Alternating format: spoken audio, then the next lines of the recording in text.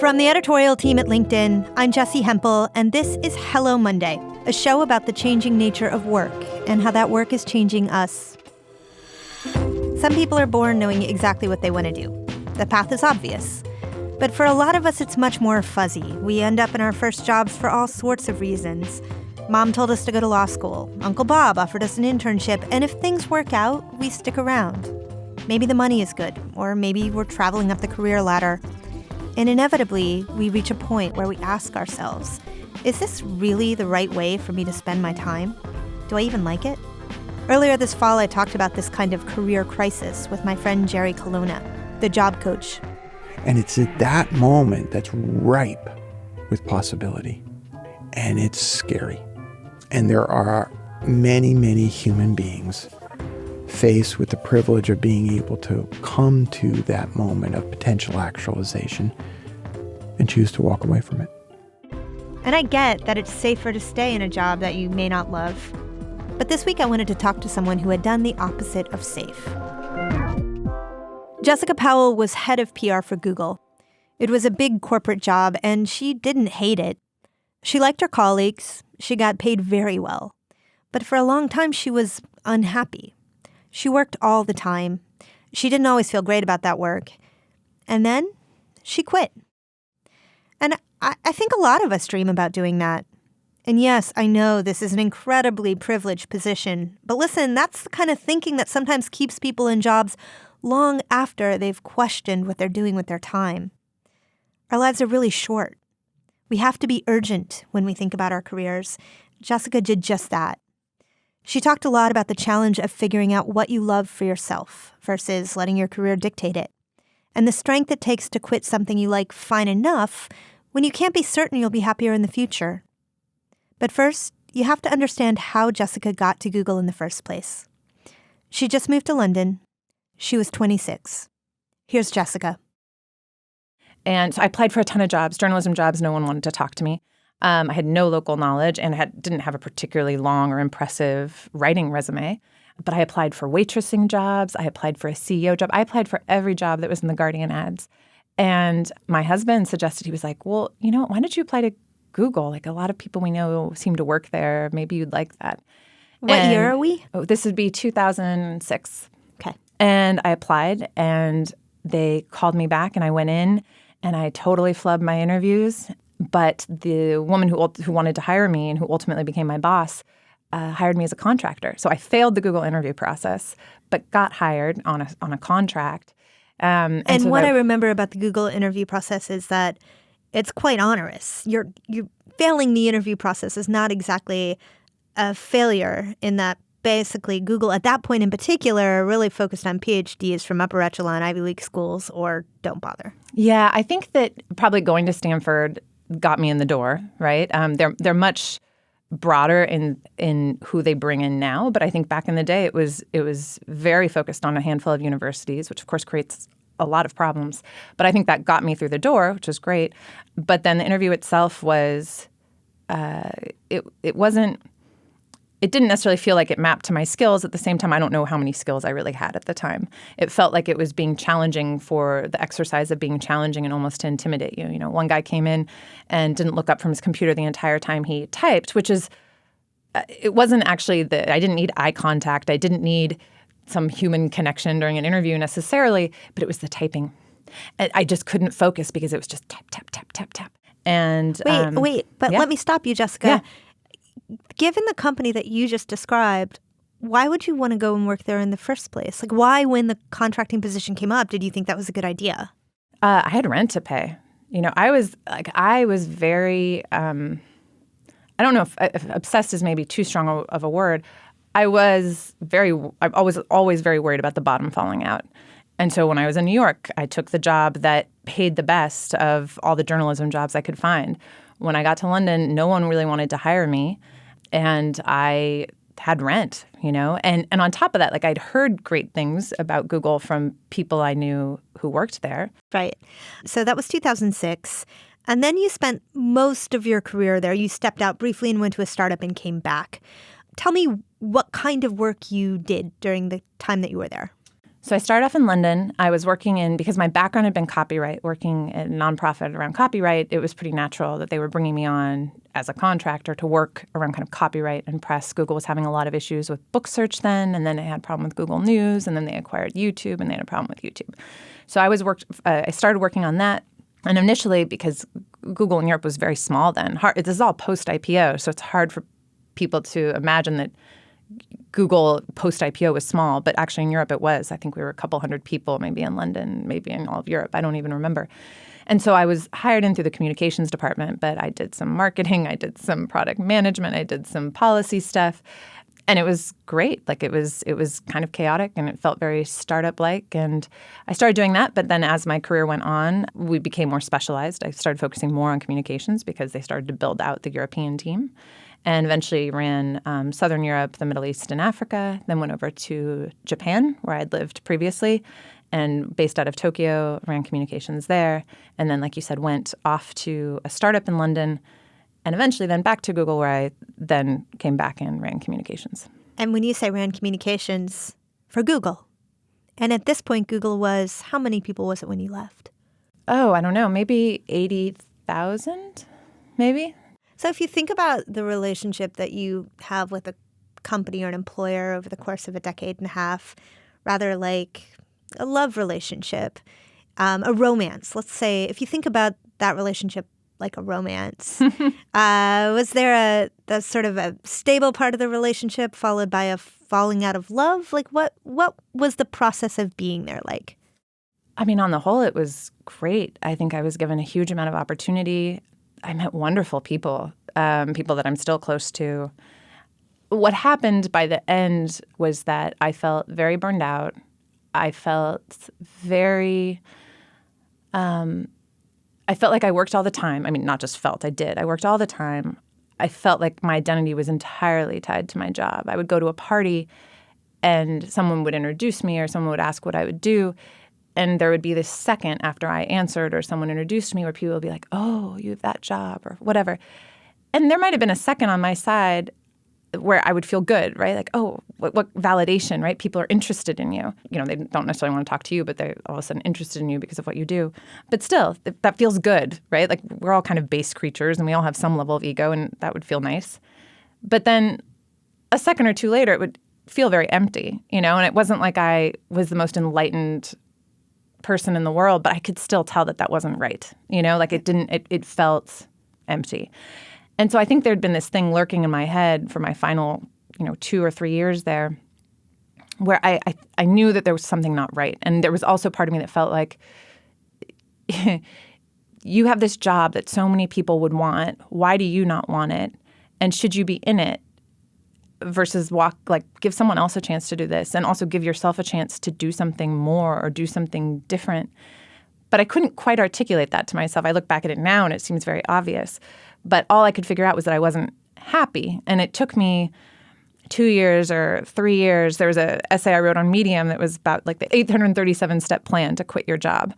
And it felt like that to me. It was all the contortions, mental contortions I went through to convince myself that no, the job wasn't a problem. I just needed to solve for this or wait until this milestone happened and then everything would be fine then. And I went and I did online quizzes, which were ridiculous, like searching on Google to ask if I should quit my job. And some of the stuff that you get when you get that they're so extreme. I mean, they're certainly applicable to a lot of jobs, but like, do you hate your boss? Well, I didn't hate my boss, and do you dread every single morning going into the office? And I was like, dread is a strong word, and I could never really, it was never definitive enough for me. And so I would just keep pushing it and pushing it and pushing it. And finally, I realized that I just didn't feel in control of my life and that I needed to solve for that I needed to figure out how I could take control back of my life. And once I did that, it became so much easier. Like once I finally leveled with myself that it wasn't about staying in the job and making that job better or finding a similar job. Like I was going to have the same issues if I went to Facebook or Apple or LinkedIn, wherever it might be. The problem wasn't specifically Google. And so I needed to solve for that. And that's kind of when my process started about how to get out of it. How long did that period take, do you think? Was it, a few weeks, a few months, a few years? Like 2 years, maybe. Yeah. I'd say about 2 years, because it really did take me a while to understand that underlying problem, because I couldn't somehow reconcile. I always thought that quitting your job, when I left my job as the energy markets reporter, for example, it was clear to me that this was not for me, that I didn't like talking to traders every single day, that was not my future.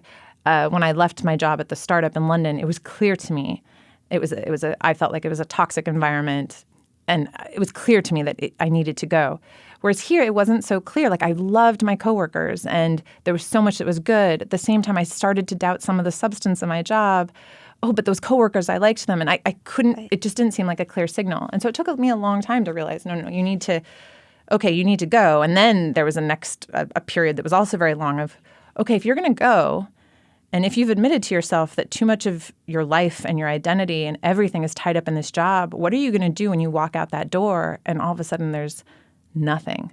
You know, are you going to be this super chill person that you've never been and, like, you know, hang out for 6 months and figure it out and meditate? Like, I knew that wouldn't work for me, that I was used to being very productive, and I have a lot of nervous energy, and that I needed to channel it into something, and that I needed to have something that I could fall into that might not lead to anything at all, but that would give some kind of structure to my day and would feel like some kind of purpose of something I always wanted to explore or do, so that I wouldn't wake up after a 1-week vacation, so to speak, and be like, whoa, I just walked away from what some people would see as the best job in communications. And not only do I not have a salary, but I don't know who I am, and I don't know what I'm doing with my life. What you're talking about sounds to me like something that I've seen happen and even experienced, which is when you work for an organization and you're with it for a really long time, sometimes that line in between who you are and what you want for your life and who that organization is and what it might want for your path gets blurry. And it becomes easier to just let the organization dictate what your next step should be according to what the next step is that ambitious people do with the organization. And it becomes more and more difficult with every year that you're there to take a step back and say, no, who am I? What's my North Star? What am I supposed to be doing with this life? And I wonder if that's why a lot of people, a third of the way into their career, look up and have that moment where they're like, well, I'm doing the thing. Why doesn't it feel different? And I think there's a lot of self-doubt, right? I absolutely agree with you. It's also because in a lot of cases, granted, there are cases where the job is clearly bad. Either it doesn't fit with your skills and you figured that out, or your manager is horrible. I mean, that happens quite often, right? That people have a bad manager and they don't see any way out but to get away from that manager and therefore the company. But I also think there's just a large bucket of people that are like, well, what is the right amount of happiness that I should find from my job, right? And I don't necessarily expect that I'm going to be happy 100% or even 90% of the time in my job. It is a job. But is 50% the right amount? And if I leave this job where I'm happy 50% of the time, am I just going off to another thing where I'm going to be 50% of the time happy? And should I really be doing that? You know, and so I think there's that calculation too, where you're just like, you don't really know how much of almost your own instinct to trust and how to calibrate all these other options that you might have.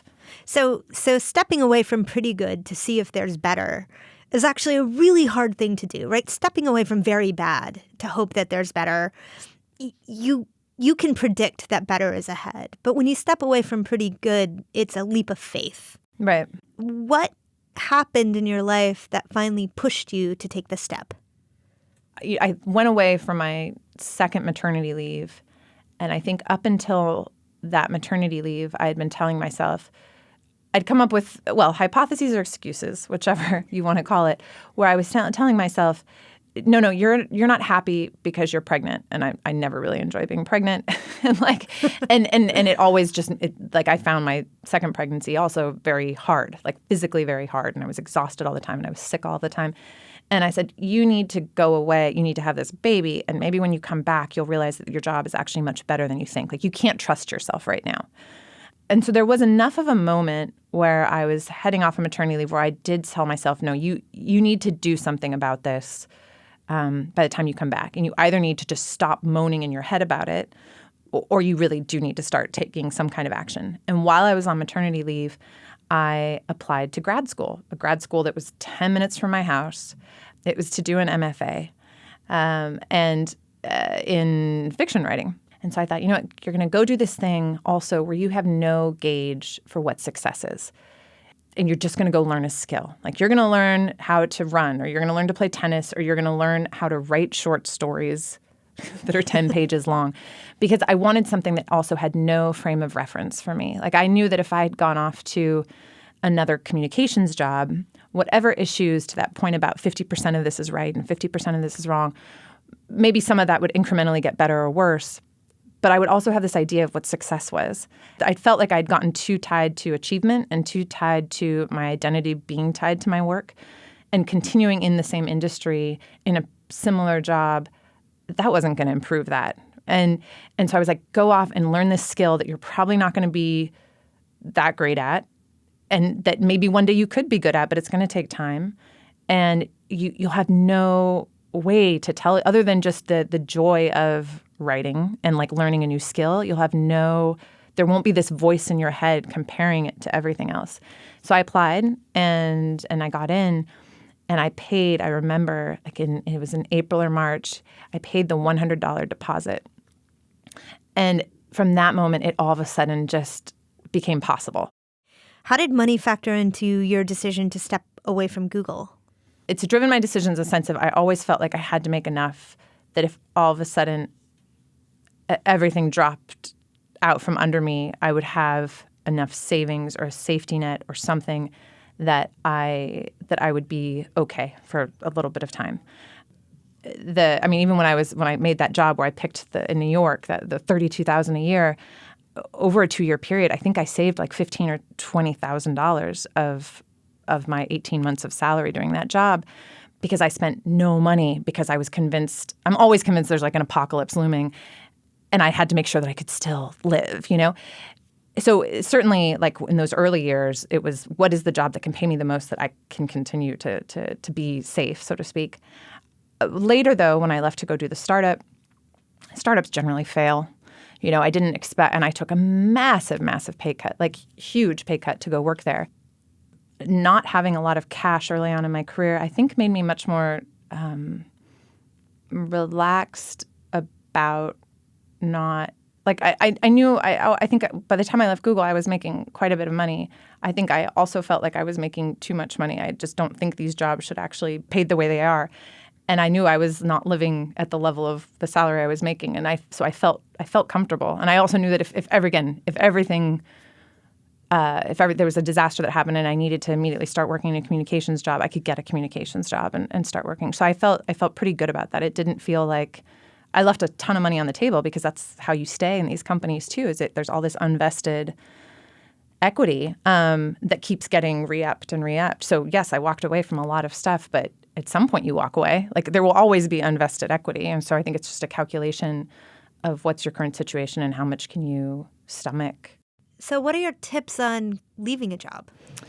Obvious caveat that there are a lot of people that have to stay in their current jobs for financial reasons and personal reasons. And like you have to look at that stuff first and make sure that you can accommodate and provide for those needs. But if you have flexibility beyond that and are contemplating a change, I think you have to be really honest with yourself about what you're solving for. Like I saw over and over again when I was a manager that people would come into my office and dance around what they wanted, any other number of subjects, but what they had really come there to talk about. And and even if it wasn't explicitly about leaving their job or career, a lot of the things actually that were focused around career pointed at different kinds of needs, right? Sometimes it's the need for recognition. Sometimes it's the need for money or for power. And we all have, I think, a really hard time articulating that, because we have certain judgments, or society has certain judgments about which of those are good and which of those are bad. And you can have a whole conversation about, should we value achievement so much? Of course we shouldn't. Should we value constantly improving your salary even once you're past a point where you could live just fine? No, of course not. But that's actually not productive when you're trying to figure out how to change your job. And so because we don't feel comfortable talking about those things, we don't always solve for what we really need to solve for. And because, I mean, when you think of all the people you've worked with, how many people are transparent about the fact that, like, actually their ego matters a ton and they want to be recognized for what they're doing. And actually they might even sacrifice an extra $5,000 a year, whatever the amount is, if their name was just in the equivalent of, like, in lights all the time, right? And yet for other people, that doesn't matter at all. And they're really interested in new experiences. Like, they want to switch jobs every 18 months. And they're very happy not getting the necessary recognition for the work they're doing, but they don't need this huge ego play. But you really need to cater to their curiosity, their intellectual curiosity. And so I think that's a problem. Do you think that we are well positioned to know for ourselves what it is that motivates us? Would you be able to say for yourself, I knew that this is the thing that made me light up? I think looking back on it, and certainly by the time I was, I think, willing to confront, because I kept on not addressing those issues, right? Like, I'd go for another job interview at a place that actually was worse than Google in so many ways, like culturally and the job fit and everything. But I would go interview there because I'd be like, well, maybe the problem is Google. The problem wasn't Google, right? The problem was me in relation to Google. But I found it was so much easier, even though time-wise it felt like it was significant, to go on another job interview or to tell myself, okay, you just need to get past, say, Google I/O, like a big developer conference. It was always easier to set these external things rather than actually look at yourself and say, all right, well, when are you the happiest in your job? When are you the least happy in your job? And when I could come up with a list of the mental list, I guess, of the things that I was least happy about, it would be things like, you hate the fact that someone calls you regularly at 11 o'clock at night or at 5 in the morning because there's some sort of PR crisis happening somewhere. You actually hate the fact that a lot of PR people, for example, thrive on crisis and instability of the job. Like, you never know what you're going to get. I am a person who eats oatmeal every single day for breakfast and will for the rest of my life. I love it. I the most uninspiring thing about me, probably, I want more stability in my job. Like, I definitely want a good portion of my workday to be oatmeal, And so probably working in a job where there are so many crises around the clock, maybe not the best job for you, But again, it took me a long time because I was so wound up in what my identity was or what my job was. How do you say, wait, you actually just should not even be in this industry, maybe, And so I think, it's just having to figure out what motivates you in life. And I think we are all motivated by very, very different things. And if you can get at that core, then everything becomes much, much easier. And then, if it's money or if it's achievement, okay, go solve for that. And then figure out this longer life process of how you get away from that, because that's ultimately not going to make you happy. But in the short term, it'll at least help you figure out what your next job needs to be. Well, listen, thank you so much for joining us. It was great to have you. Thank you so much for having me. That was Jessica Powell, ex-Googler and author of The Big Disruption. We taped this interview a couple months ago, and I've been wondering about how she felt about quitting. I mean, it's been almost 2 years now. So I called her. Hello? Hey, Jessica, it's Jessie. How are you? Hi, good. How are you? Good. Thank you for taking the call. So it has been a little while since we spoke, and it has now been a couple of years since you left your job at Google. And I wanted to know in the interim if you feel happy now that you did that.